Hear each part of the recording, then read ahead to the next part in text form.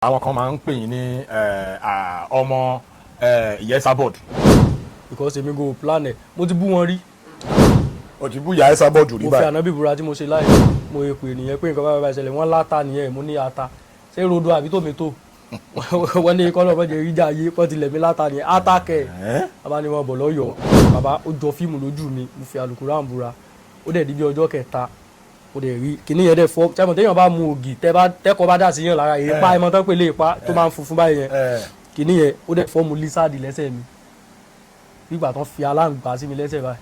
ẹ̀rí ṣépù. ó wà ń bẹ́ẹ̀ sẹ́ tó funfun lẹ́sẹ̀ mi báyìí nígbà tá aláǹgbá wà ń bẹ́ẹ̀ báyìí wọ́n wá fọ́ kúrò ìgbà yẹn mo ṣẹ̀ wá gbà pé ayé ń bẹ.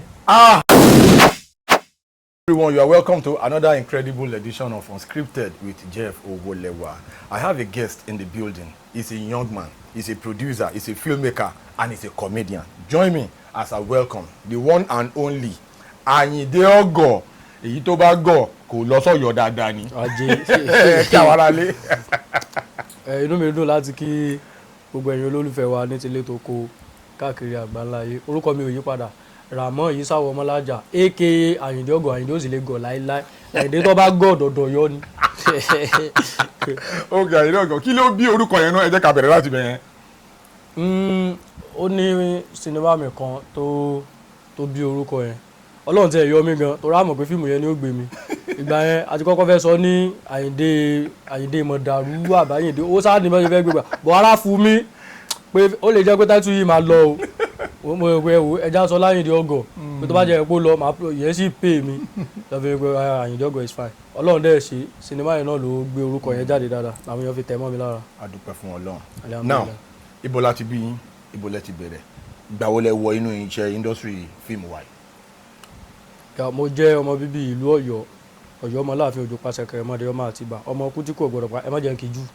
Ó lọ fà. inú mọ bí àwọn èèyàn tẹ bá gbọ́ gbogbo àwọn òkè yẹn so mo jẹ́ ọmọ bíbí ìlú Ọ̀yọ́ ìyá àti bàbá mi náà jẹ́ ọmọ bíbí ìlú Ọ̀yọ́ so original ọmọ Ọ̀yọ́ ni mí. Pọ́nbélé. Ìrìn àjò yín nínú industry báwo ló ṣe bẹ̀rẹ̀? Mo darapọ̀ mọ́ eré ìtàgé ní year 2000 darapọ̀ mọ́ eré ìtàgé ní year 2000 actually kò ṣe pé ó wù mí pé mo fẹ́ join gan. Báwo ló ṣe ṣẹlẹ̀? Fine ilé wa lọ́yọ̀ there is a field tá a máa ti ń gbá bọ̀ níwájú ilé wa so tá a bá ń play ball yẹn mo máa ń múlé goalkeeper ni mí so tán bá wá na sẹ́ẹ̀tì wa inú àwọn èèyàn máa ń dùn because ibi tí bá jókòó sí everybody fẹ́ jókòó mẹ́. Kí ló ṣẹlẹ̀? Wọ́n ní pé ẹni tìtì bá ń sọ máa ń fọ́ ní everybody kan máa rẹ́rìn-ín èmi ò dẹ̀ mọ̀ èmi tí mo dẹ̀ ń sọ mi ò tún ní rẹ́rìn-ín àwọn pé ilé so ìkànnù àwọn tó máa wá fíìdì yẹn bọ̀dàmú ìwà ọ̀rẹ́ ẹ̀gbọ́n mi ni òun ló wá ní pé bọ̀bọ̀ so like fíìmù mo sì kéré o mo ní fíìmù mo tún bẹ́ẹ̀ pèsè bíi tàwọn Lálùdé yẹn because Lálùdé is my mentor bíbí táwọn ó ní yẹn mo ní mo like ẹ wálé ó lẹ́yìn sísá àwọn kan pé ó ń ṣe fíìmù pé bọ̀ wọ́n wà ní school tó bá ti dé òun máa connect mi mọ́ wọn bàbá ẹni yẹn ò tí ì dé tí mo ti sọ fún gbogbo èèyàn kí ládùúgbò pé mo ti ń ṣe fíìmù ẹni wù ẹ mo ti gbà fọ́ọ̀mù màá mọ̀ pé bí ẹni ẹ lójoojúmọ́ pé ìjọ òun àyànjẹ àti yẹn màdé ìjọ táà tí wọ́n wá dé ó bọ́ sí táìmù tá a máa ń wo ọ̀rọ̀ bọ̀ Nàìjíríà mọ̀ nílùú òkè wọ́n máa múná lọ èèyàn kan ló lè tan jet ó gbé TV síta tá a bá fẹ́ wo bọ̀ Nàìjíríà ń gbà yẹn so dádì àwọn rami wa máa ń ṣe so táìmù yẹn wọ́n wá fẹ́ show bọ̀ Nàìjíríà táìmù yẹn làǹtí wọ́n wá ní kí n wá gbogbo bá ṣe ń wo bọ̀ yẹn ẹni títí bá ti sọ gbogbo èèyàn tó ń wo bọ̀ kan rẹ́rìn-ín gbá àti yẹn kan wò pé ọmọ ìfọ́ ní for real o àti Tóyìn ọmọ ìfà mi síta nìyẹn so like film for real mo ní mo like ẹ àwọn máa mú mi lọ sọ́dọ̀ ọ̀gá máa lọ join bẹ́ẹ̀ àjọ ta tún wo bọ̀ yẹn ó tún bọ́ sí bí weekend àwọn tó sọ pé Thursday náà máa ń ṣe meeting bẹ́ẹ̀ mò ń fast forward ọjọ́ pé kí Thursday tiẹ̀ dé kí Thursday dé ó fọlọ́ mi Thursday ò tún ti dé ìrìn mi tó ti yàtọ̀ ládùúgbò èmi ti ṣe fíìmù o èmi ti ṣe fíìmù láì tí ìhànú fíìmù kankan so ó yẹ ọjọ́ Thursday báyìí mo jí lọ lé wọn ni Àyìndé fọ̀rọ̀ lẹ́nu meeting ẹ jẹ́ n dúró lọ́dọ̀ yín kí fọ́ọ̀ fi lù wọ́n ṣe mú mi lọ nìyẹn fọ́ọ̀mù tíátà ń gbà yẹn is 2,500 àbí 5,000 ní lọ́dún yẹn kò síbi tí mo ti fẹ́ rí tọ́lọ́ oúnjẹ mi gbà yẹn 20 naira àbí 15 naira mo ti ẹ̀ ń gbà gan yóò mo fẹ́ dá pé àǹtí ẹ̀ wá ní kí n má wọrí so táìmù tí àǹtí ẹ̀ sọ fún ọ̀gá pé Ṣèyí Adéoyè lọ̀gá mi àǹtí ẹ̀ wá sọ fún ọ̀gá pé ọ̀gá àbúrò mi fẹ́ join ọ̀gá sọ yìí tán máa sọ òṣùwọ̀n náà sáà bẹ́ẹ̀ ni ó ní ká hold on fóun pé tóun bá ti ń padà school òun máa bá wọn send inú part payment yẹn ló pé bọ̀ kán jẹ́ kí n máa wá àǹtí yẹn ló wá ń lọ school owó oúnjẹ tán fún wọn lọ school náà wá bá mi yọ 2,000 nú ẹ̀ ọkọ̀ deposit fún ọ̀gá pé àwọn máa send yòókù tí ẹ̀ ló bá mi sanwó tí mo fi dáktọ̀. ok àwọn yẹn gan wọn ṣe fíìmù wọn báyìí ọkọ wọn ò jẹ́ kán ṣe fíìmù ọgbà tó máa rí.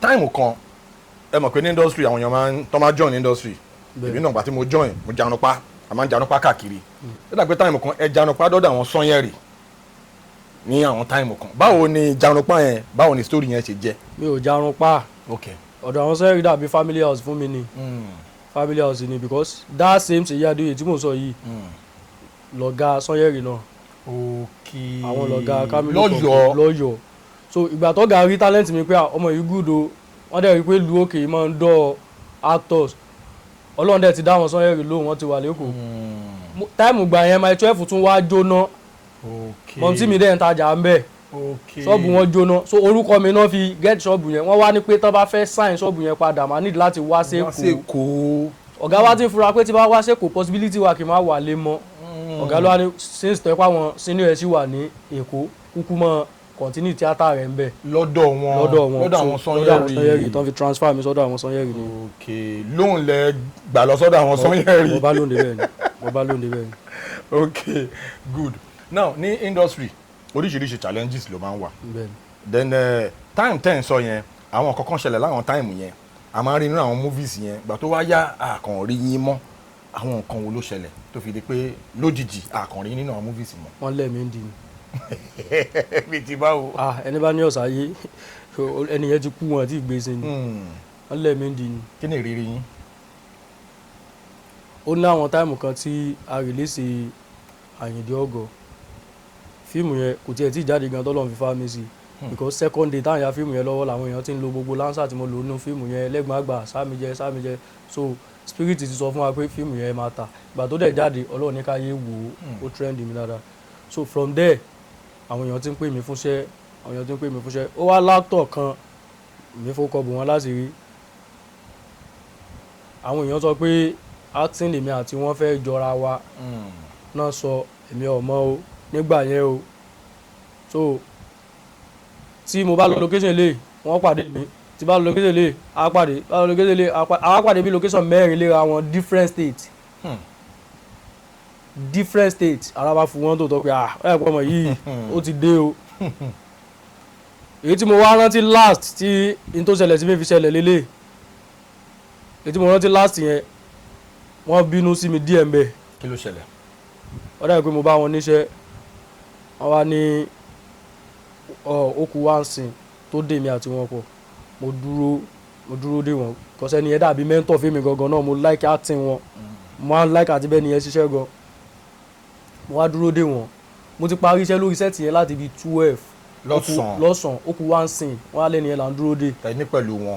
ó dẹ̀ kí n padà sí ilé lọ́jọ́ yẹn mo ní sẹ́ni mo bá níṣẹ́ ni ẹ máa dúró torí mentor mi ni so wọ́n sá fún mi rú nǹkan pé kí n lọ sùn sí ìgbà tí màá fi jí bí ìrọ̀lẹ́ àbí bíi 5 àbí bíi 4 náà dé gbogbo èèyàn ti ń sìn wọ́n lọ́wọ́ wọ́n ṣe wá jí mi pé lágbàjá ti dé pé ọjà ìjà lọ ya sí nǹkan tó kú kí wọ́n lè tè máa lọ ẹ mọ̀ pé mi ṣe ń bọ̀ lẹ́yìn ni àti mo fi ń bọ̀ lẹ́yìn pé kí n rìn bá wọn kí n fi kí wọn báyìí wọ́n ti wẹ̀yìn wọ́n rí mi the next tí máa súnmọ́ báyìí wọ́n kàn yín sọ́ọ̀tì mi ni pé ṣe bóun wó mi bọ́ọ̀lù àtọ́kàn nígbà gbogbo èèyàn kí mi o lè kí mi kí ní kan àwọn èèyàn ní láti rọ́nu bò wọ́n pé irọ́ lágbẹ́ àkòrí bẹ́ẹ̀ o Àyìndé ó láìkì yín o torí pé ó gbọ́ pẹ́yìn ló fẹ́ bá ṣiṣẹ́ ló ṣe dúró tó ló ti parí iṣẹ́ látàárọ̀ gbà yẹn lọ́kàn láwọn pé ó ti dà ó lálùbáríkà wọ́n dẹ̀ ọ́gì mi ǹjẹ́ ju ọ́gì lọ ni mo délé lẹ́sẹ̀ ń jẹra gba 12 mò ń gbé ń gbà.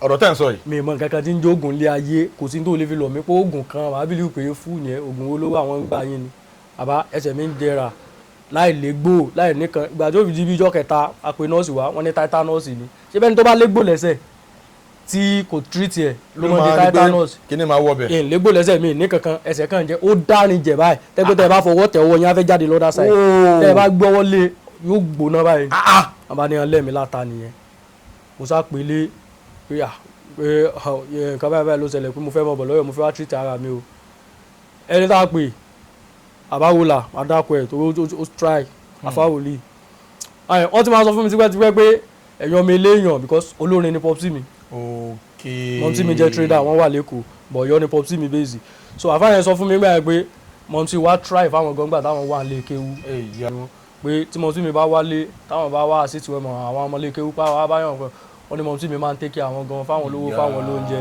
láti ìgbà yẹn làwọn sá ti mọ̀ pé yes family lẹ́yìn àwọn jẹ́ sí wa bẹ́ẹ̀ so ìgbà tí ànífà orin nìyẹn náà kọ fújì so wá wò pé gbogbo tí àwọn parent ọmọ yìí ti ṣe fún mi tí ìbá lè protect wọn táìmù tán wà yìí wọ́n máa ń pè mí mo fọlọ́run búra ẹ̀mí ìdáhùn Àyìndé wálé iṣẹ́ ayé ló ń ṣe wá já ṣe prayer fún ọ já ṣe àbá sáfẹ́ mi lẹ́sẹ̀ mi ò ní gbàgbọ́ ní ogun àbá ìjọ tí kìíní ìṣẹ̀lẹ̀ mo rántí wọn mo pè nìyẹn pé nǹkan bá ìṣẹ̀lẹ̀ wọn láta nìyẹn mo ní ata ṣé rodo àbí tòmẹ́tò wọ́n ní kọ́lọ́ mọ́jẹ ríjà ayé wọ́n ti lẹ̀ mí láta nìyẹn ata kẹ̀ àbá ni wọ́n bọ̀ lọ́yọ̀ọ́ fa àbá gbé mi délé padà ṣe débẹ̀ for real wọ́n dẹ̀ ràn tú kan fún mi mo mú wọ́n mú kan wọ́n fi fọ̀ mí lẹ́sẹ̀ bàbá ó jọ fíìmù lójú mi mo fi àlùkùránì búra ó dẹ̀ di bí ọjọ́ kẹta ó dẹ̀ rí kíní yẹn dẹ̀ fọ́ tẹ́mọ̀ téèyàn bá mu ògì tẹ́kọ̀ọ́ bá dà sí yàn lára èèpá ẹ̀mọ́ tán pé lè pa tó máa ń funfun báyìí yẹn kíní yẹn ó dẹ̀ fọ́ mu lísáàdì lẹ́sẹ̀ mi nígbà tán fi aláǹgbá sí mi lẹ́sẹ̀ báyìí.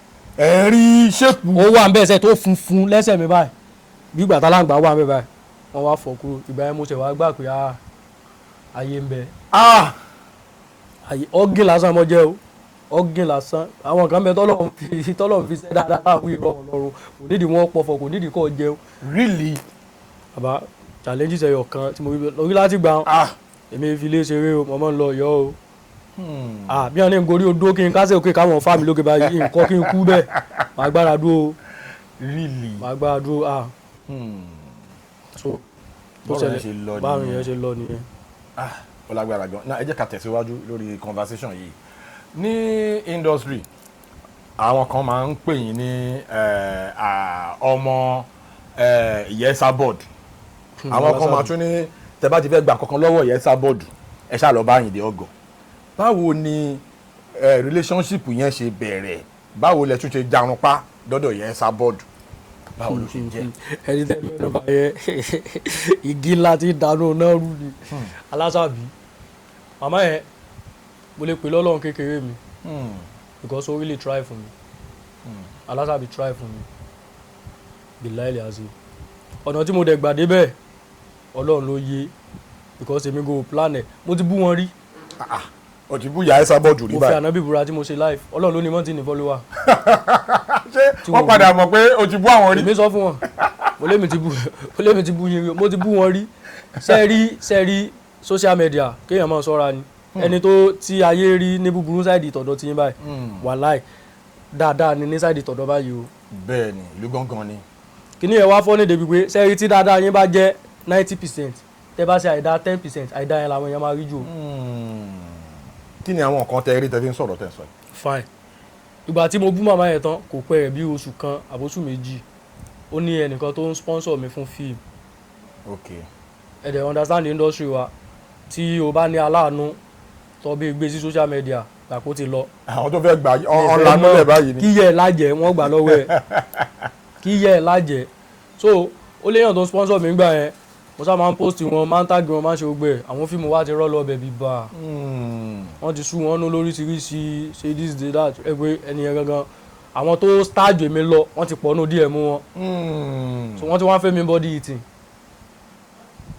bí gan ẹni tó yẹ pé tó bá kó lẹ́fún mi sẹ́lẹ̀ tí bá produce fíìmù táwọn nǹkan tó yẹ pé tá a bá tún pawó ń bẹ̀ gan mostly èmi náà ni wọ́n máa tún ná fún hashtag àfihàn irọ́ ọ̀dà téèyàn bá ṣàìdá téèyàn bá ṣe dáadáa téèyàn sọ wàláì èmi náà ni wọ́n tún kó so ìgbà tó ti wá di stage pé aya fíìmù kò tiẹ̀ tí ì jáde gan ara wọn ti rí mistake mi. àwọn kan ti ń já wọn. yéé bọ́dì ti pọ̀ débi pé tí wọ́n bá mo send the preview sí yín ẹ wò ẹ rí mistake kí la pé preview ká wò ká correct ẹ so mistake máa wà bẹ́ẹ̀ normal ṣé wo lè wo kó tó send ẹ ní kíní kan mo ti rò pé mo ti mọ ibi tó gún ti wá àwọn tí wá ti débẹ̀. so gbogbo gbà yẹn mo ti ń praise Ọlọ́run pé ìwọ lọ o ìlẹ́mi wàhálà o tó bá jẹ́ pé oore mi ń bẹ lọ́wọ́ ẹni yìí bá ń rọ̀ọ́nú kó gbọ́ sí mi lẹ́nu padà tó bá yẹ pé oore mi ò sí lọ́dọ̀ wọn Ọlọ́run jẹ́ ká dàrú bó ṣe ń lọ yìí kó mọ́ tó mọ̀ kó fi mí lẹ̀. that period mo wá ya fíìmù kan fún wọn last The Manager. fíìmù The Manager yẹn a fẹ́ release ẹ̀ ní Friday àbí Saturday wọ́n wá pè mí pé fíìmù yìí tá a bá post ẹ̀ tó bá lọ mo sì máa bẹ́ẹ̀ ṣe tí ò bá ti lọ mi ò bẹ́ẹ̀ ṣe mọ́ o ó ti pé abidi ti ń lórí ibi mo sá náà sùúrù sí mo ní kó sí wàhálà sá èmi náà mo mú suggestion pé kọjá release ẹ̀ weekend wá díìtù pé weekend everybody á wà nílé ọlọ́run àjẹkọ́ bá mi rush ẹ̀ kan wò wọ́n wá ní fine nígbà tó yẹ pé YouTube channel wa náà la fẹ́ upload ẹ̀ sí kì í àwa lá set time fúnra wa wọ́n ti set ẹ̀ so èmi wá fẹ́ ṣe promotion lẹ̀ bóyá ń chat àwọn blogger kọ̀ọ̀kan nìyẹn tẹ́ pé mo fẹ́ fowó push ẹ̀ pé kán jọ tí fíìmù yẹn bá jáde kán bá mi wọ́n chat àwọn blogger kan wọ́n fún mi price èmi gan wò pé ṣé fíìmù yẹn gan pàtó yẹ tẹ́ ní lọ mú wáyé lórí pé fẹ́ bá ń post bọ̀sásà bọ̀sá ti wò ó pé ọ̀rọ̀ mi jẹ́ fi sọ́wọ́ lọ mo fi sọ́wọ́ lọ mo wá wò pé the last energy tí mo lè lò ní pé gbogbo àwọn tí mo kó sí fíìmù yìí jẹ́ ń pè wọ́n kán bá mi push ẹ o Alhaji Okunu mo pè wọ́n mo pè Yano network so bí mo ṣe wá sọ fún everybody lẹ̀ mo ti send the captions wọn mo ti send the everything fídíò tá a fẹ́ lò fún wọn pé tó bá ti dọ̀la ló máa jáde kán bá mi post but bí mo ṣe send títì yẹ no network yẹn ìyá no network ò gbọ́ voice note mi àwọn rò pé fíìmù ti jáde ni àwọn kan lẹ̀ bẹ́ẹ̀ ni bó ṣe send ẹ̀ sí no network báyìí àwọn dà sí social media báwọn ṣe lẹ̀ sí orí Instagram báyìí ẹ mọ̀ pé hashtag ti wà ń bẹ̀ tẹ́ everybody tó kù Alhaji Okunu náà rí àwọn náà wò pé èyí no network àwọn náà kàn dá ní. Alhaji yẹn ti pè mí nìyẹn you are a fool kíní kan fíìmù tó fẹ́ jáde lọ́la everybody ti post ẹ̀ lẹ́ni tó bá post tó bá release ẹ̀ lọ́la kí ló kù kí ni ta ló fẹ́ post. bàbá kò sí kankan tó kè mí o omi ò lè dúró dọ̀la mọ́ mo ti release ẹ̀ báyìí o fíìmù ti ń show nìyẹn o because now showing ló wà lórí caption for rí gbogbo nǹkan táwọn èèyàn post yìí. bàbá ẹ release ẹ̀ bẹ́ẹ̀ wọ́n sá release ẹ̀ bẹ́ẹ̀ ẹ̀yin kọ́ yìí fíìmù sábẹ́ mo sá padà sọ fún gbogbo ìyókù náà pé fíìmù ti jáde ká máa post sí tí mo wá send sí Yano network yẹn nìyẹn sábọ́ọ̀dù rí pé ṣé èyí máa fọ́ ní àwọn wá repost. wọ́n kàn repost tí wọ́n ní. èmi wá rí repost wọn lóru pé ìyẹn sábọ́ọ̀dù repost ìgbà tí máa lọ wò bẹ̀ views yẹn ti wọ bíi 300,000 views lórí page wọn comment ti pọ̀ comment everybody is like kí ni title fíìmù yẹn kí ni title fẹ́ẹ́ dẹ̀ mọ̀ pé màmá àwọn ó fọ́ọ̀nì sáwọn làwọn fi post yẹ kí sáwọn náà ni fíìmù wọn àdẹ̀sán promotion fún wọn kí ni right táwọn fẹ́ fi title sí èmi bá lọ reply àwọn èèyàn comment ṣe sọ pé the manager it's on YouTube. but instead of that mo kú wọ díẹ̀ mo màmá màmí Aláṣàbí mo dúpẹ́ èmi mo ní fíìmù yẹn o ẹ ṣé gan mo dúpẹ́ Ọlọ́run ní dójú tì yín o kìíní kan àwọn èèyàn ń béèrè title ẹ o ẹ jọ̀ọ́ tẹ́ bá lè bá mi sọ title ẹ fún inú mi ó dùn nǹkan báyìí ìyẹn expect yẹ pé ṣe débi 2 lóru nìyẹn mo bá rí accept message ẹmọ ẹni tó follow mi padà request ni ó wà lọ́dọ̀ Iya Esabod pa wọ́n ti follow padà irú kí lélẹ̀ mo bá rí message wọn my dear actor what's your Instagram handle what's the title of the movie kí ni kò ń bá sọ gbogbo ẹ̀ fún wọn màmá bá táàgì mi wọ́n bá fi title sí àwọn èèyàn bá bẹ̀rẹ̀ sí lọ wo fíìmù táwọn yìí. oh my god traffic ń lọ látọ̀dọ̀ Esabod lọ sórí fíìmù yẹn. làwọn èèyàn bá bẹ̀rẹ̀ sí wo fíìmù táwọn yìí. àwọn èèyàn bá bẹ̀rẹ̀ sí wo fíìmù táwọn yìí. gbà tẹ́mi náà fi jí. lálẹ́ ìgbà wọn kọ bọ̀. mo fọlọ́ bàbúrà gbà tí màá fi jí njọ́ kejì blue ti lọ lórí péjì mi. follower mi ti increase tó bí 13k lẹ́ǹkan náà. wow.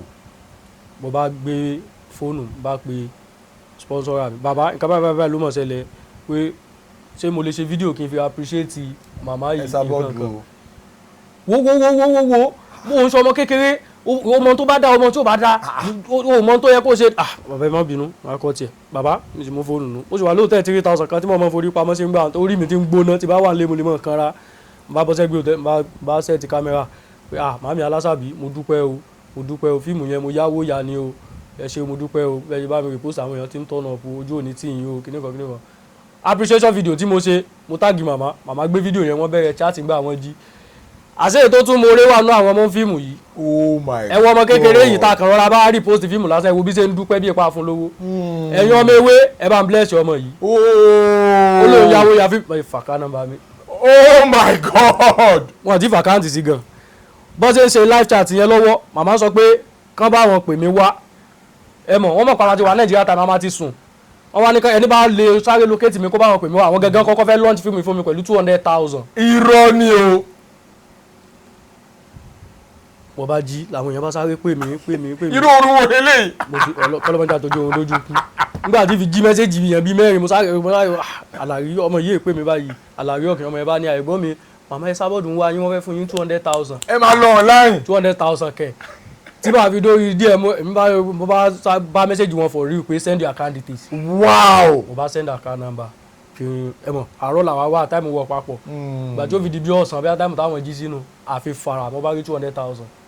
nínú account. lákàntì mi mo bá tún gbé fóònù bá tún pe àlàyé bàbá màmá yìí máa launch fíìmù fún mi pẹ̀lú 200,000 sponsor executive producer wọ́n máa launch fíìmù fún mi pẹ̀lú 200,000 pé ṣé mo lè ṣe fídíò kí n tún fi dúpẹ́ yẹn náà tó bá tún pè mí fún nǹkan báyìí máa pẹ́ ẹja o ìdílé wọn mo rí pé wàhálà ti wà àlàyé sì ń bọ́ọ̀lì lọ́wọ́ kò tún gbé fóònù màámi ojú ọmọ ní tìyìn èmi nìkan tán ẹ mọ̀ ní irun gbé sọnù bí ò ṣe bí ọmọ mo tún dúpẹ́ mọ́mọ́ lóore o kíní kan mo tún appreciate màmá tún padà sórí live ọmọ tá a fún 200,000 tí ń dúpẹ́ bíi 2 million yìí ẹ̀yin ọmọ ewé ọmọ eléyìí mọ̀ mọ́ọ́rẹ́ o mo fẹ́ kí gbogbo yẹn bá launch fíìmù yìí fún mo fi àná mi mọ́mọ́ sálálẹ́ wàsálà mo fi búra ọ̀sẹ̀ méjì ni mo fi ń rí alert from nowhere. Wow. What kind of distribution see?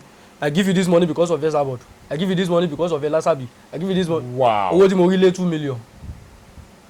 For real. Ènìyàn tó bá fún mi lówó tó kéré nú àwọn ewé nìsan yẹn. Àwọn ewé yẹn ní owó o. Tí mọ̀mọ́ yẹn bẹ́ẹ̀ dẹ yẹn àwọn pípù yẹn sí yàn ayé tó ń ti dá o. Ayinde Ogo. Bàbá. Bẹ́tà bàdé báyìí ní sùúrù. Ẹ̀yin ará ilé. Ẹni tẹ́ ẹ̀ wọ̀ yìí. Èèyàn mi gangan ni o. So gbogbo owó tó tó yẹn ń gbà yẹn. Ṣé bá tó wà ní ṣé Jóṣẹ́ẹ̀dì ni àbí hòtẹ́ẹ̀ wo? Bàbá àjọ wa mọ̀. Ojú ogun ti lé gbà yẹn. Mo ń dógò méjà ní. Ojú ogun ti lé. Mo ń dógò méjà ní. Mo ń dógò méjà ní. Ó kẹ́yìn gbà yẹn ló ṣẹlẹ̀. Bàbá kò sí ẹni tí ó mọ̀ ní táìmù tí mo sọ yìí tí bá wà location ṣe táwọn ọ̀rẹ́ mi tá bá location period yẹn. Màmá fi hàn wọ́n ni pé ẹ̀tún wà láti tó wọlé. Everybody gan fọ́ ni pé ẹ tẹ̀síwájú. Bẹ́ẹ̀ mi sáà ṣe ká láti inú fún bí 2 weeks. Nígbà tó di ẹ̀yìn ọ̀sẹ̀ kan ẹnìkan tún pè mí láti Ìbàdàn pé mo wo program ẹ lọ́dọ̀ màmá Esabod ara àwọn fásitì màmá ni mi bọ̀ àwọ̀ kì í yọjú síta o àdéhùn kan mẹ́ni tájà àwọn náà máa ń pè ní silence watcher ẹnìyẹn fún mi mọ́tò. Irọ́ ni o. Big Daddy. Big Daddy gbà yẹn. ọgbẹ́ bí olórí ibú. Oh my God. ọgbẹ́ bí olórí ibú wọn fún mi Big Daddy mo sọ fún màmá. ìjọ ìmú kan nípẹ̀ kan ń dàbọ̀ pẹ̀lú Big Daddy ẹni yá. kò tó tí tán. bóyá tó di bí ẹyin bí ìjọ kẹsàn-án màmá kan tún pè mí ní Ayinde Ogo mọ́ bọ́ ọmọ ológo tán sọ lọ́wọ́lọ́wọ́ wọ́n fẹ́ fún ẹ nílé àti ilé ń bá dán o. Irọ́ ni o. gbirigbirigbirigbiri wọ́n tún ti dọ̀la. wọ́n yìí tó fún mi lámbàsádọ̀ kan bàdàn nìyẹn wọ́n tún fún mi ńlẹ̀ mo fi ọlọ́ba búra nínú àwa tán fún lámbàsádọ̀ ní company yẹn èmi mo kéré jù. Wàsíù Ayinde wà ń bẹ̀ Saheed Òṣùpá. kí n Wàsíù Ayinde. Subi Michael. Dr. Saheed Òṣùpá. Mọ̀mọ́ Esabod. Wóò. Ayinde Ogo ta lè mínú ogun tí mo dákọ̀. Wóò Ògo yẹn fọ́hùn. èmi mo kéré jù ń bẹ̀ wọ́n accept mi bẹ́ẹ̀. Ọlọ́run lo Esabod fún yín. mo fi ọlọ́ba búra kọ̀tán síbẹ̀ o bóyá tó di ibi ìjọ kèló gangan ó tún ní àwọn farm kìnnì kan nìbàdàn náà farm investment Ọlábànjí bóyá tún báwọn náà ti tún pe màmá nù ẹ̀lú màmí ẹ̀yin tẹ́ ẹ bá ti lọ́wọ́ sí Ọlọ́run ló lọ́wọ́ sí ọmọ yín Ayinde Ogo yẹn àwa náà máa like láti fi ambassador pam. Wow. Ọlábànjí náà tó ní mọ́ bọ̀ àtúnṣe ìdí pẹ̀lú àwọn náà. Wow. ambassador tí mo gbà ń gbà yẹn tí mo gbà ń gbà yẹn ìgbàríjọ mo ti ń ṣe fíìmù. àbí fíìmù yìí kọ́ ni. gbogbo ẹ̀ ṣe sáré wọlé gbìrìgbìrìgbìrì lẹ́fù mi ti yàtọ̀ ní industry. lẹ́sẹ̀kẹsẹ̀. price ti change because any film tí mo bá wà ń bẹ̀ tí mo bá participate tí bá post mama máa ń repost. mama máa repost. mama as a blogger everybody mọ̀ pé wà very popular. so influence yẹn mo sá gain a lot of things lára mama àwọn ewé yẹn ò túkùn lọ́rùn mi still o. bóyá tó di táìmù kan tí TikTok dé tí máa kẹ́rù lórí TikTok bẹ́ẹ̀ mo ti rí true colour wọn. ó léyàn kan nú àwọn fans màmá yẹn ó ti adopt mi bí ọmọ báyìí. nínú àwọn ọmọ ewé. Sanko success. Wow. bàbá ní jàgbàjàgbà owó àwọn èèyàn ọmọ. màmá dì ní fàmílẹ̀ lọ́nu pé ọmọ yìí ọmọ mi ni mo bá ń tọ́jú ẹ̀ wọ́n sì accept mi. wọ́n pọ̀ bẹ́ẹ̀ mẹ́rin tí lè dákọ̀ nínú àwọn ewé o. tí mo dé TikTok báyìí bẹ́ẹ̀ mo ti wá rí true colour àwọn ewé o. Wow. kò sí kankan wọn Nàìjíríà.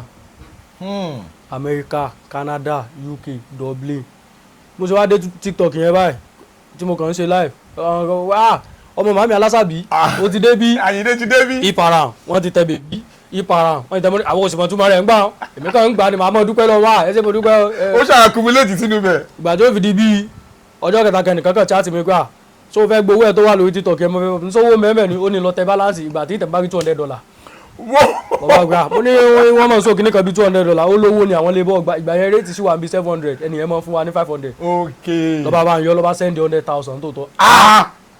sọ́wọ́ ni kìíní yóò yẹ bàbá mo takú mẹ́rin ọ̀pá fíìmù tì ọ̀pá fíìmù tì. lọ́dọ̀ ra ring light ńlá. wọ́n fún mi lórúkọ tẹ́gbẹ́ lẹ́yìn ìgbà tí bá lọ location kan báyìí Àyìndé TikTok Àyìndé wọn pè mí Ayinde Ogo Àyìndé TikTok ló kú ebi mọ̀ ọmọ tí mo rí mẹ́. ẹgbẹ́ mi ọmọ tí mo rí mẹ́. Oh my God. di tiktoker nìyẹn so life of Esabod nínú life mi ó di kò kí ń yí àwọn èèyàn sometimes. ẹ jẹ́ kébì náà fi moment kí n fi appreciate Iya Esabod ní inú ayé yín. Shout out to Iya Esabod, God bless you. Shout out to gbogbo àwọn ọmọ ewé. àwọn ewé nation. ewé nation. God bless you. ẹ tẹ̀síwájú nínú story yẹn.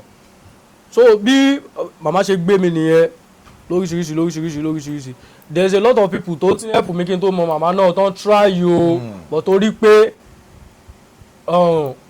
relationship tẹ́ Esabod lẹ béèrè ni mo fi dákọ̀ tí wọ́n tí n bá tó dákọ̀ ẹlòmíì màmá wá ṣe kinní kan tó jẹ́ miracle tí mo like jù ìyẹn Iya Esabod mo fi Ọlọ́run bá búra táìmù tí wọ́n ń gbé mi gẹ́gẹ́gẹ́ yẹn industry wa olórí búkún bẹ́ẹ̀ o mi ò sọ́rí láti ṣe o àwọn àgbà òfò kan bẹ ní Yorùbá movie industry yìí o àgbà wọn ò sì lè dalẹ̀ wọ́n padà mọ́ fi wọ́n sẹ́gbẹ̀ẹ́ fẹ́ǹsì tọrọ mọ́tò fún ọgbẹ̀yìn ayé wọn náà ni ìwà wèrè ń bẹ lọ́wọ́ wọn.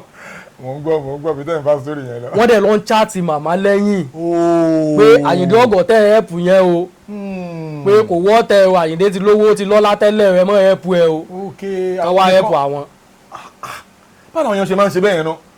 ibi tí mo sọ fún pé mo láì màmá jẹ́ ìdá kan tẹ́ pé tó bá nídìí ẹ̀pù ẹ̀ lọ frankly kò nídìí ẹ̀pù ẹ̀ tọ́lọ̀ bá rán màmá sí ẹ̀wọ̀n òsè tọ́lọ̀ bá rán wọn sí ẹ̀wọ̀n blọ́ọ̀kù yẹ̀ dànù ni bọ̀ pé kó wá bá ọmọlàkejì jẹ́ torí pé kán lè ẹ̀pù wọ̀ yẹn màmá yé tiẹ̀ o ẹni yẹn màmá screenshot ẹ̀ fún mi mi ò ní dáko ẹ̀ kò ní bá ọmọ ayé mo rẹ̀ wẹ́ ni ẹ̀ mo dẹ̀ rẹ́ ẹni yẹn sì kí mi location dọ̀là tá a pàdé o filẹ̀ ọmọ ológo kinní kan ẹni tó ti lọ bà mí jẹ́ mo ti wá ní ara àwọn ọ̀gá náà ni màmá ní kí ló wá gbéńgbà rẹ̀ tó báyìí pé tó bá gbogbo kan tó màmá níbo ìbí ti blọ́ọ̀kù ẹ̀ ṣá o because èmi fẹ́ kéèyàn wá bá tèèyàn jẹ́ lọ́dọ̀ mi torí pé kí lè tútù yẹn sí màmá ní discipline yẹn bìláìlì àṣẹ ẹ jọ understand so oríṣiríṣi àwọn ògùn àti kọ́lọ̀ mọ́ payá yẹn fún mi o wọ́n try wàláì kọ́lọ̀ bá ṣe dáadáa fáwọn náà.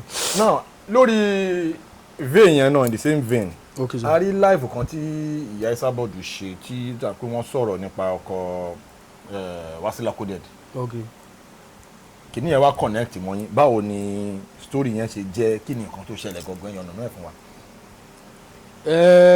a ti wọnú ẹ̀ náà bẹ́ẹ̀ torí pé mi ò mẹ́sàn kan ni òjá dénú ẹ̀ tán ọkọ ẹni tẹ́ ẹ dárúkọ yìí ṣe báyìí àwọn ni sponsora mi ìgbà yẹn tí mò ń sọ pé àwọn ará industry dáàrin wa rí tẹ ya manager fún tí mo ya àwọn fíìmù yẹn fún fíìmù tí mo ya fún wọn tó 4 àbí 5. ẹnìyẹn nìyẹn. wàláì.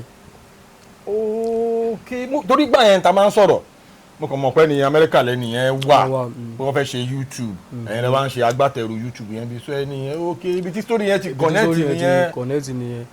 meanwhile èmi ò blame wọn reason tí mi ò ṣe blame wọn ni pé mo understand the field tí mo wà mo dẹ̀ mọ̀ industry wa dáadáa because tí màmá náà bá jẹ́yàn kan tó ní discipline ni ẹ̀mọ̀ kan ti gba ẹ̀yìn lọ bá wọn màmá lè change sí ẹ̀ ti understand so irú ẹ̀ ti ṣẹlẹ̀ lọ́dọ̀ títí wọn náà but àwọn fi ara balẹ̀ fààyè gbà láàrin mi àti wọn fi dàrú wàláì mo fọlọ́ bá búra èmi tí ẹ̀ bá ṣe dáadáa fún mi sọ fún mi máa sọ tó bá ṣàìdá fún mi máa sọ ẹ̀ ti understand wọ́n try wàláì èèyàn tó láwọ́ ni tí bá wúkọ́ báyìí wọn fẹ́ gbọ́ tí bá ṣe lé wọn fẹ́ gbọ́ bọ̀ ìgbà tí àwọn ará industry wá wọ bẹ́ẹ̀ tó wà àárín yín báyìí tí n bá wúkọ́ kí n bá bẹ̀ lọ ni o tí bá wúkọ́ kí n bá bẹ̀ lọ ni o. torí ẹ máa ń sọ ẹ máa ń ròyìn ẹni yẹn gbà yẹn mọ́ ti dáadáa ẹ máa ní ẹni yẹn tí time kan tẹ ní àwọn issues kan pẹ́ nìyẹn fún yín láwọn owó kan tó ń ṣe kan tó ń ṣe méjì mo rántí tó ẹni yẹn ní.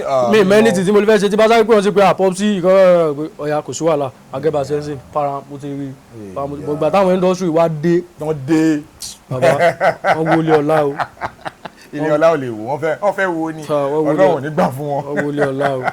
torí sábàbí nìkan tí kìnìyàn bá ṣẹlẹ̀ bẹ́ẹ̀ yẹn ó possible kẹ́ máa rí gbogbo àwọn oore ẹ padà rí gbà yẹn gbà so kíyàn máa dúpẹ́ bí industry wa ṣe rí nìyẹn ẹ mọ nǹkan tẹ̀ ń ṣe kẹ̀dẹ̀ mọ bẹ́ẹ̀ ṣe fẹ́ máa dúpẹ́ now ní industry wa yìí a bá tún padà sórí nǹkan kan the most challenging experience tẹ ní tó jẹ́ pé ẹ ti sọ àwọn kan bọ́ mo mọ̀ pé kò kí ń ṣe ẹyọ kan so ẹ tún fún wa ní most challenging experience yìí tó yẹ pé tẹ bá rántí kí n lè gbàgbé. ó ní táìmù kan náà orúkọ ti wà àwọn èèyàn ti ń pè mí fúnṣẹ́ dáadáa industry yìí dìbò olọ́fà èèyàn bẹ́ẹ̀ ni tí mo ṣe ń bí yẹn ọkàn màpógún tó dé ni fún 3 years mi ò exist mọ́ ní industry kan náà yìí anybody ò rántí mi mọ́ wàláì kò sẹ́ni tó pè mí fúnṣẹ́ mọ́ ìgbà tí mo bẹ̀rẹ̀ sí ṣe gbígbìyànjú àdúrà gbàdúrà lọ́tọ̀ lóṣù gbàdúrà lọ́tọ̀ lóṣù tí mo níbi tí kéèsì ilé dé mo láńdúrẹ́ fò mọ́ o tọ̀nà sọ bẹ́ẹ̀ ni kò sí bọ́ ìfẹ́ lókèétì mi tọ̀nà sọ bẹ́ẹ̀ ni kéèsì ti le àtijọ́ àti mo yáwó pa lọ́wọ́ àwọn loan app mo yá owó pa lẹ́gbẹ́ tí bá ti yáwó tán báyìí tí pípé yìí bá pọ̀ mo blọ́ọ̀kì náà bẹ́ẹ̀ mi fẹ́ bọ́ ìgbà tí mo wá padà sọjí pé báyìí pé nǹkan tí ń bàjẹ́ tán lọ tí mo bẹ̀rẹ̀ sí gbàwẹ̀ gbàdúrà ṣe gbogbo ẹ̀ ìjọ tọ́lọ́run ó sọ pé ó gbàdúrà mi gbàrà báyìí ló gbé mi pàdé ẹnìkan ẹni ẹ̀ sá sọ fún mi pé wọ́n da ìkórìíra sọ́tà mi lára ni ta la tán mọ̀ tá a sẹ̀. ó máa ń ṣẹlẹ̀ bẹ́ẹ̀. ìkórìíra yẹn kìíní yẹn wọ́n níbi nẹ́ẹ̀tì ni wọ́n ní tí wọ́n bá dàbò yẹn ayé ò ní rí ọmọ. kó mọ̀ àti ju jàkísàn lọ. wọn ò ní rí ọmọ so ìjọ tọ́lọ̀ wa bá ń ṣe tí kìíní yẹn kántó tó báyìí first person tó kọ́ pé mi sta ní Sótáyọ̀. Sótáyọ̀ gàgà. wàláì. wow ṣiṣẹ́. kìí ṣe ṣiṣẹ́. ó kàn pè ẹ́. ẹni tó àtijọ́ wà àtàtijọ́ mọ́ra kó tó rí pé àwọn alágbàkó yìí dé ni but ìgbà tí kìíní yẹn sí àwọn first person tó kọ́ pé mi pé Ayinde bolo ti where have you been kìíní kan mi wà ní mo máa mo ṣì wá o kìíní kan pé mo ti ń wá mo fẹ́ connect pẹ̀lú ẹ̀ tipẹ́tipẹ́ àwọn wọn fẹ́ ṣe graduation gbà yẹn wọ́n wá ní the rehearsal bíi a week or 2 weeks fún wọn wọ́n wá rò pé àtàlímọ́lé wọ́n kàn pè mí pé kí wá bá wọn ṣe rehearsal yẹn fún wọn owó tí Sótáyọ̀ kọ́ tẹ̀ fún mi lọ́jọ́ yẹn bàbá òun ni mo fi gbalé mo ti kókó lẹ́kọ̀ọ́ mo ti dọ́yọ̀. kéèyàn kan tẹ̀wé báyìí. owó ni mo fi padà wá sẹ́kọ̀ọ́ mo ti ń escort lọ́dọ̀ ọ̀rẹ́ mi kan gan lẹ́kọ̀ọ́ pẹ̀lú yàwó àtàwọn mo ti bí ọmọ gan mo ti bí azan. azan àti ìwà ń gbà yẹn. mo escort lọ́dọ̀ ọ̀rẹ́ ni wàhálà. ibo làzan wà. nígbà wo. nígbà tẹ́ ń sọ yìí. àlá ọmọ mi wà lọ́dọ̀ mi. ẹ jọ escort lọ́dọ̀ yàn. wàhálà ìtàn pẹ̀lú yàwó nínú bus quarter wàhálà. èèyàn kan gbà yín sílé. ó gbà wá sílé ìyàwó àtọmọ àjọ ń gbé pẹ̀lú. ẹ ti kúkú lé ẹni yẹn bọ́ta. kò jọ pé alẹ́ bọ́ta náà ni kò jọ pé alẹ́ bọ́ta náà. torí ẹ ti mú yàrá ẹ ti mú wọn wá sílẹ̀. fọ́sowó tí Sótáyọ̀ tẹ̀ fún mi gbà yẹn pé kí n tiẹ̀ kọ́kọ́ fi wọ mọ́tò wá ṣe kinní kan èmi kọ́kọ́ fi gbalé ni o. mo ṣe wá gbalé tán tí mo wá lọ fíṣítì wọn Mágòdò tán introduce àwọn ọmọ wa mo bá wọn train àwọn ọmọ yẹn fún bí ọ̀sẹ̀ kan àbọ̀sẹ̀ méjì náà ìgbà tí mo parí ìyá tó tẹwó mi. ẹ lọ fi yẹn ra mọ́tò. fọlọ́ bàbúrà mi ò ra mọ́tò mo sáfìyẹ ṣe gbogbo pọ́nísì ilé mo ti ìgbà yẹn mo wá rí gbọ́dọ̀ ìpógun ti sẹ́ di after that ni àwọn mákẹ́tà kọ̀ọ̀kan wá ṣe locate mi pé Ayinde so travel ni. kí ni ẹ ti ká. bàbá Ayinde airport rí pé èègùn play rí wọ́n wá sọ pé àwọn ní pé mo ti lọ ìlú òyìnbó láti bó sí bo ìbológún ti wá ọmọjú mi rí tó. Can to proceed? Shout out to Sótáyọ̀ gàgà. Thank you so much for all you do. God bless you. Kò sí ẹni tá a bá sọ̀rọ̀ Sótáyọ̀ báyìí. No. o máa ń support mo fa àwọn àlùkùrọ̀ àwọn tí kò dẹ̀ kí n retí nǹkan kan rẹ̀ láì. God bless you. So ẹ tẹ̀síwájú. So after that mo ti escape yẹn báyìí lórí everybody bẹ́ẹ̀ sí pé mi fún iṣẹ́ kan director rí mi pé Ayinde mo béèrè nọ́mbà ẹ̀ lọ lágbájá gan-an ṣé kò mo sá mọ̀ pé ogun ti ṣẹ́ báyìí àtìgbà yẹn mi ò fẹ́ra mi lẹ́mọ̀ mo lè sọ fún pé bóyá lẹ́ẹ̀mẹ́ta abẹ́ mẹ́rin mọ̀ ń jẹun lọ́sẹ̀ báyìí ọjọ́ mẹ́ta tó kù mo fi ń gbáwé àtàdúrà ni ọlọ́ látó fi wà níta wà báyìí kọ́lọ́ sànù ogun pọ̀ so that's the second challenge tí mo fi ní mo rí. dúpẹ́ fún Ọlọ́run. A lot of times náà tí ẹ̀dá bá wà tí kò bá sí àwọn challenges èèyàn kì í ní experience àwọn experience tẹ̀ ti níyẹn ó máa jẹ́ kẹ́ tún understand ilé ayé better moving forward ẹ̀ lẹ́ẹ̀ máa mọ̀ pé ok èèyàn báyìí ẹ má jẹ́ kí n èrè èèyàn báyìí jẹ́ kí n súnmọ́ ṣùgbọ́n láyé ṣe rí nìyẹn alihamdulilayi adúpẹ́ fọlọ́. So now kí ni plan yín ṣé YouTube yín ṣé ẹ ti ń fa àwọn films yín sí ẹ jẹ́ káwọn ará ilé mọ̀. èmi sùn lé ìgbà tí màá fi jí àwọn alágbára wọ́n ti gba online àwa náà torí bọ̀ báyìí YouTube mi ti wà monetize. ẹ sọ fún àwọn ará ilé kan lè lọ. YouTube mi ti wà monetize Ayinde Ogo TV. Ayinde Ogo TV. ẹ jọ̀ọ́ ẹ bá mi subscribe. ẹ bá lọ subscribe Ayinde Ogo TV.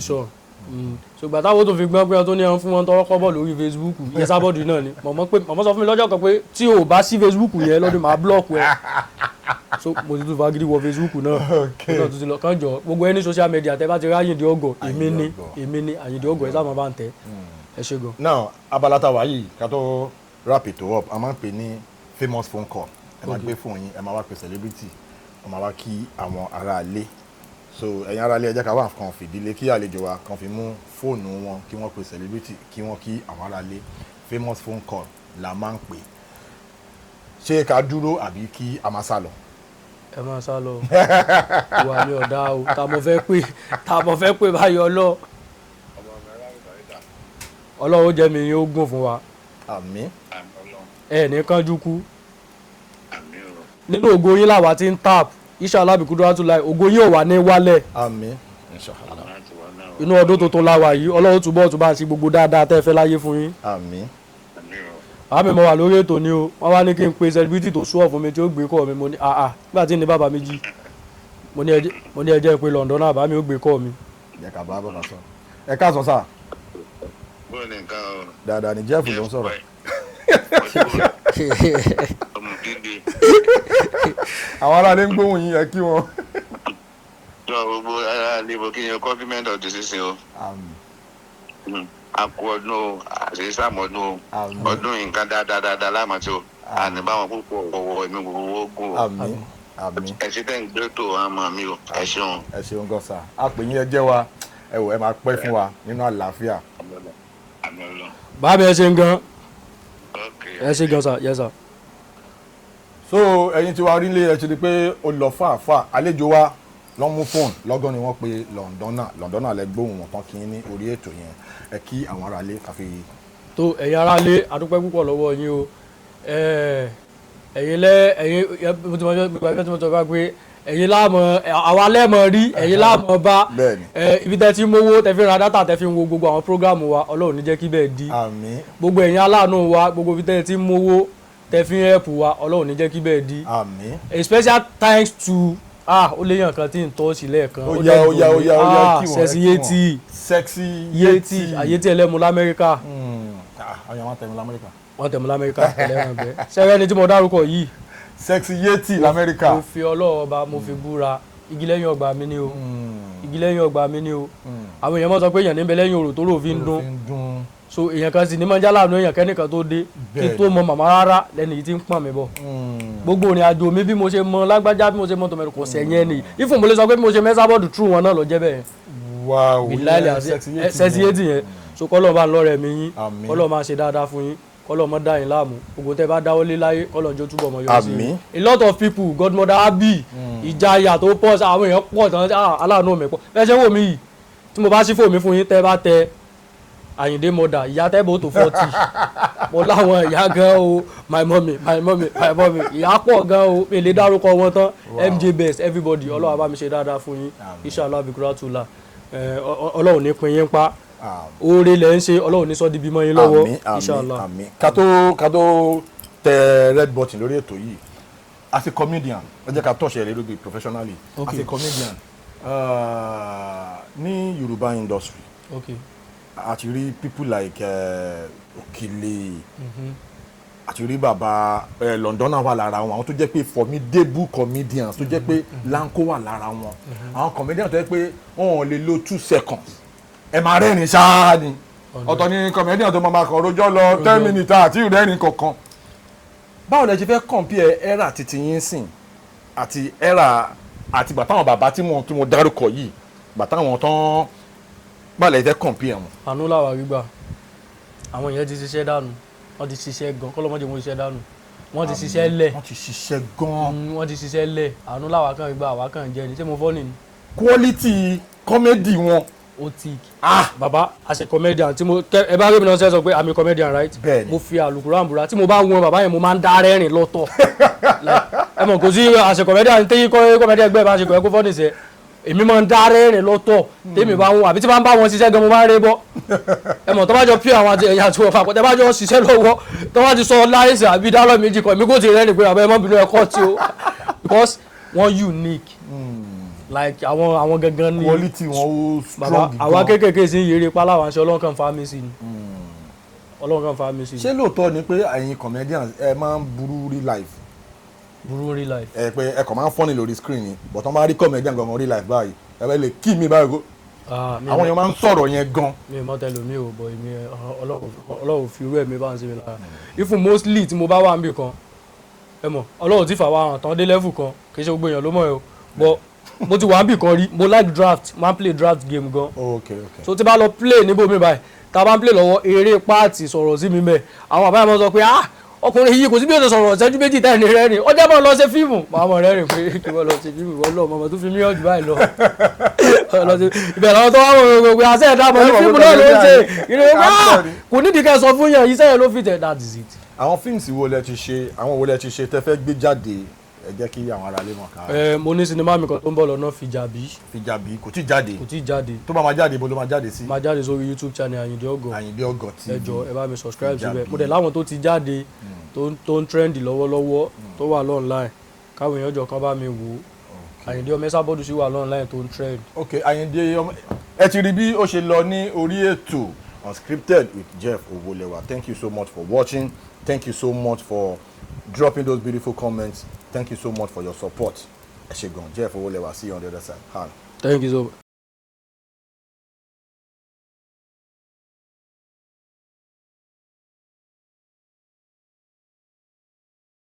Please subscribe to my YouTube channel and press the notification button.